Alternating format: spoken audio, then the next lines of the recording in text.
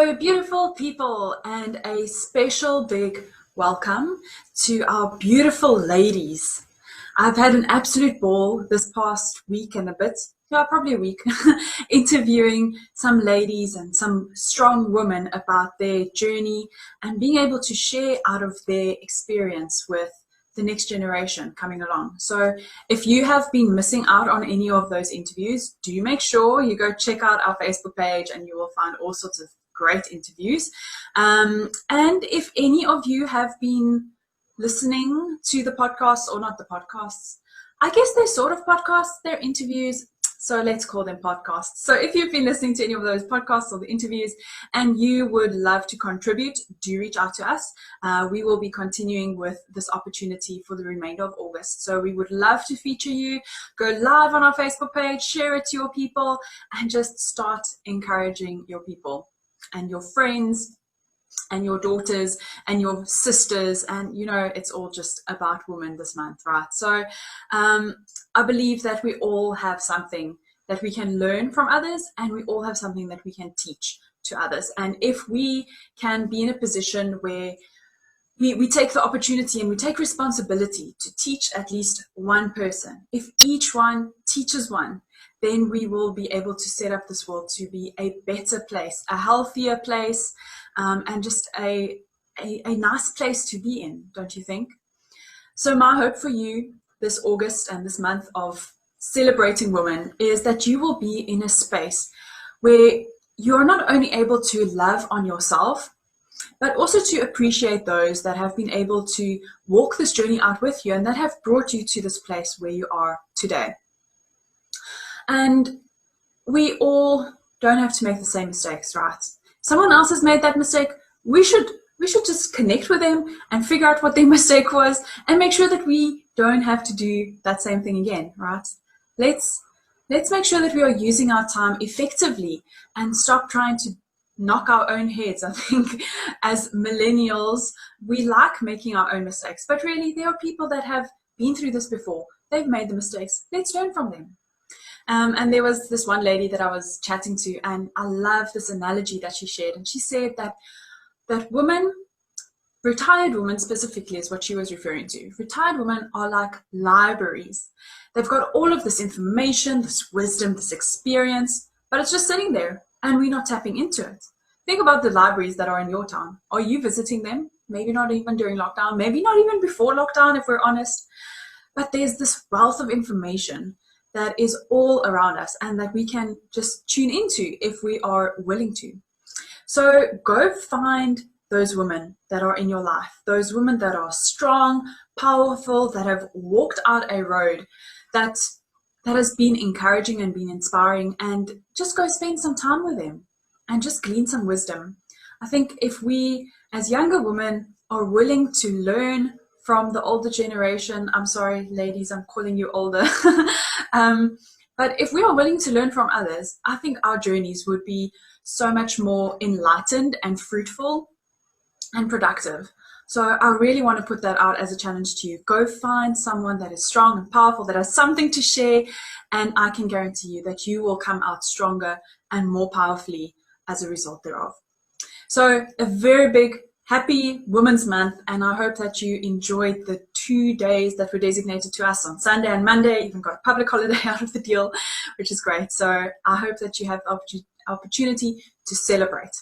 But today we're not only here for the ladies, although we love our ladies, we're here for the gentlemen as well. And if you listened in to what we were talking about last week during our #Finance Friday sessions, we were speaking all about the Freedom Compass.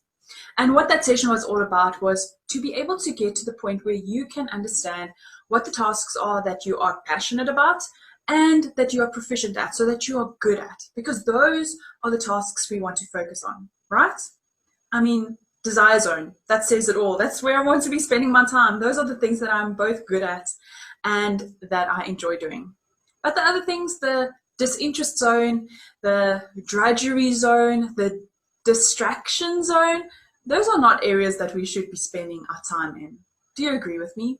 Because that probably is not really a worthwhile area to spend our time in. So I said what we would be looking at today is to help you to find ways to get rid of those tasks that are not in your desire zone.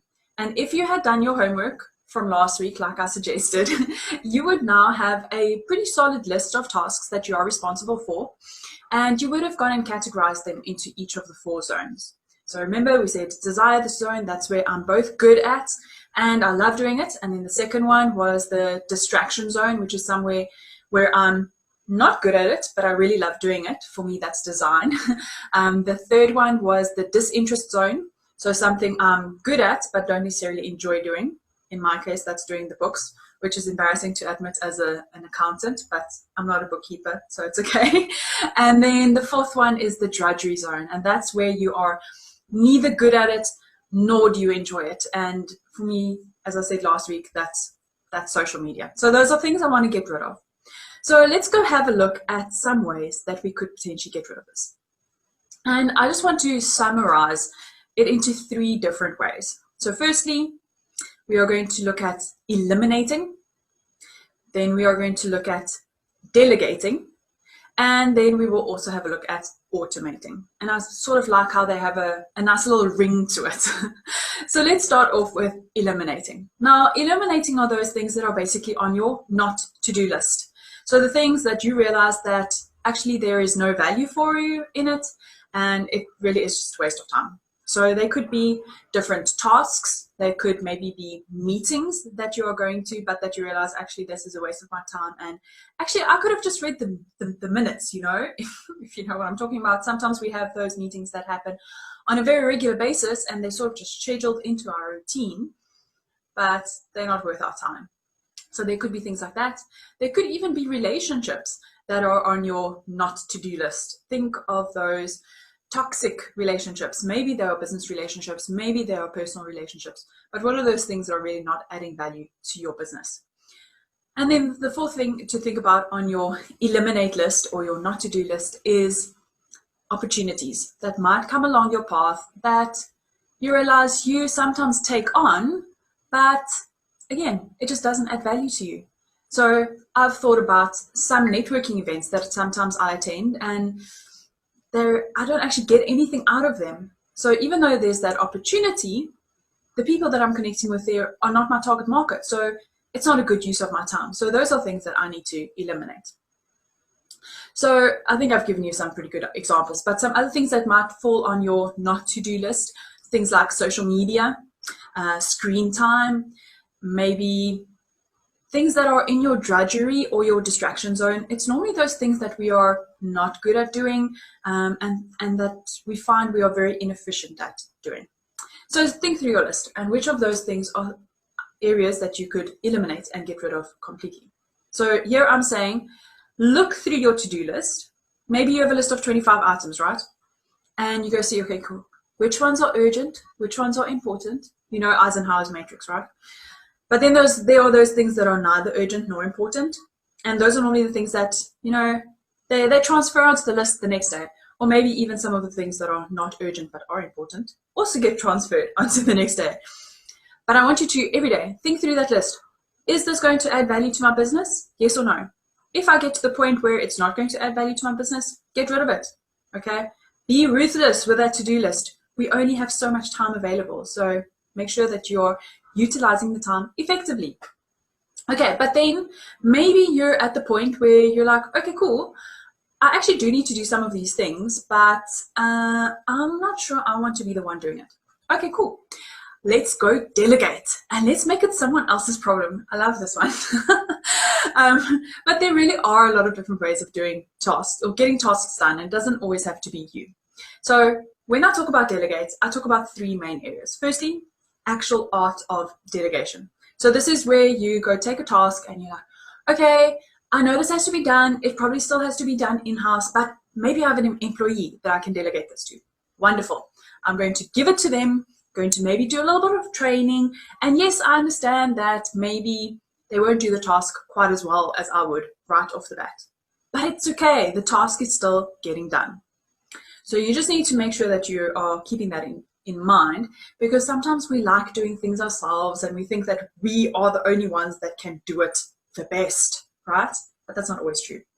So think about those areas that you could potentially delegate to an employee. But maybe you don't have an employee. That's okay. It's okay. We still have the opportunity to either outsource or collaborate is the next one, okay? Let's talk about collaborating. As I said just now, sometimes we like doing everything ourselves and we think we are the best fit for everything in our business. That's not true, okay? There are people that do things better than we do. And when I started out my business, I was doing a whole bunch of things. I was doing training and I was doing consulting, which is I still do at the moment, but I was also doing team building and, you know, all sorts of other stuff. And I realized, even though I love doing team building and I'm potentially also quite good at it, so that would mean that it sits in my desire zone. But unfortunately at that stage, it was not a good fit for my business. So I realized in that sense, I needed to find people that I could collaborate with. Okay, so thinking about people that maybe already have a team building thing that they're running and finding ways that I can either incorporate their services as part of my offering or saying, cool, if you have some team building events running, I would love to participate and collaborating in that sense. Okay, so think about ways that you can collaborate.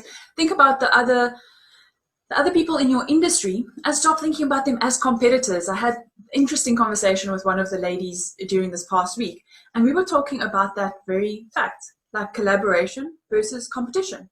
And we don't have to be in competition with one another. We can collaborate. There are very often synergies because we all serve a slightly different market and a slightly different niche. So stop thinking about them like they are the enemy, okay? And let's start collaborating, because if we collaborate, we bring a stronger front and we are united in the offerings that we have. And it also helps us to dig a little bit deeper into who our niche is, right? Okay, so that's collaboration. And then the last one is outsourcing. As I said earlier, we are not all specialists. And I don't want to do my bookkeeping, so I'm going to outsource my bookkeeping. And if my client asks me for bookkeeping services, I will probably be like, maybe I can do it for you, but I will still outsource to someone else, you know, or I will collaborate with someone that can provide that service.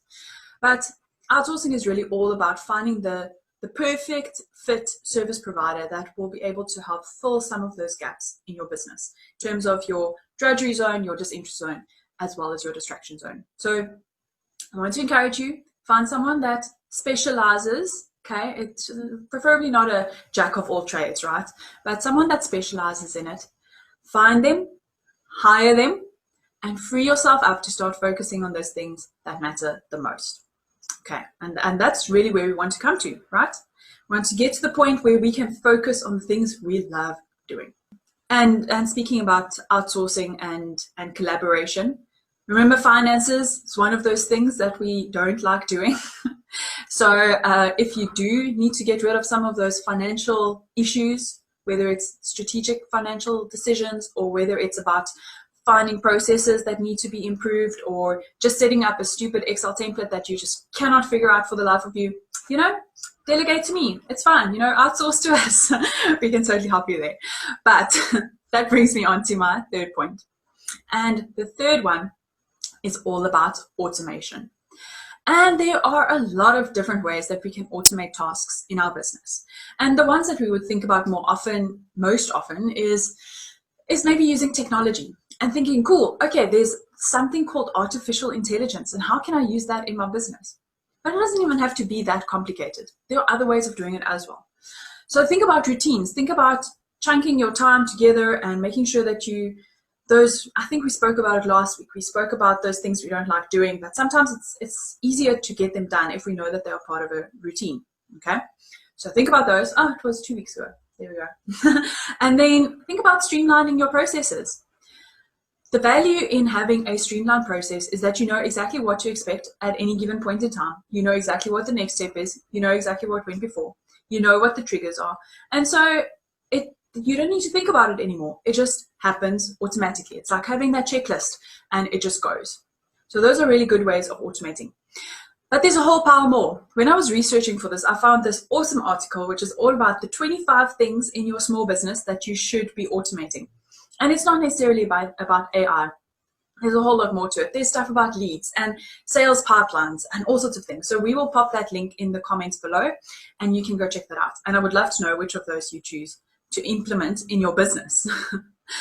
So if you can go through all of those tasks on your list, specifically those that are not in your desire zone, find ways to go eliminate, delegate, or automate them. And I can promise you that you are going to be able to free up so much more time, and the quality of your work is going to be so much higher because the people that are doing them are specialists in it. And at the same time, because you are now able to focus on the things that you love to do and that you're good at doing, the quality of that work is also going to improve tremendously. And not everything has to cost money. I know a lot of things do, but not everything has to. So you just have to really think through them carefully. Okay, so think through those options. Go do a little bit of research about those areas that are really a problem to you. Because if you think about it, like if you listened into my Instagram session yesterday, we spoke about distraction control. And at the end there, I said that time is going to pass anyway.